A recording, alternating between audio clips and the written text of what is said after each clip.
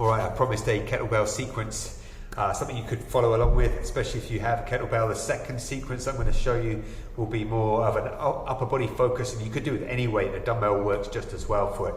So pretty accessible. First one, we're really going to dial in a couple of positions with that work really well with kettlebells. And a great way to spend a bit of time is this dead stop start position.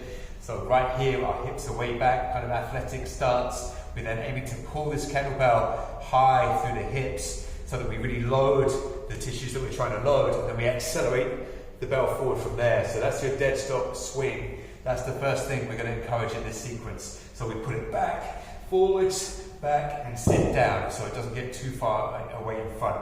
Put it back, stand forwards, and you're really trying to be quite powerful in how hard you're pulling that bell back, loading to then explode forwards again.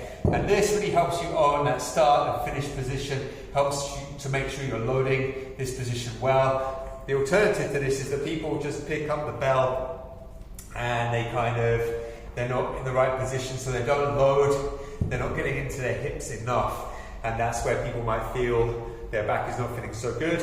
You could start this a different way, which would be to come up. This is another way to be safe. You get started, you give the bell some momentum, but then again you're loading that back swing in a good way. So try not to start off with some kind of awkward swing, either in a position from the floor that's too close or too far forwards. And if you're standing, you don't just want to try to do that swing with nothing to actually swing with. So we've been doing in the class previously 6 dead stop swings straight into 6 pop cleans. So we're going to drop down, jump the weight straight up and back down again. So now we're vertical, we're driving up. We don't want to lean forward too far. We want to bend the knees and get the quads working. Jump the weight up and catch.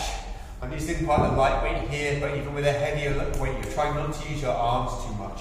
So it's easy to pull with a lighter bell and think about pulling the bell up, but instead think about jumping, think about your arms being more like ropes. So you jump the bell up and back down again. So getting some great power from the legs. Those 2 movements, 6 dead stop swings, 6 dead stop, 6 pop cleans or vertical cleans with 2 hands.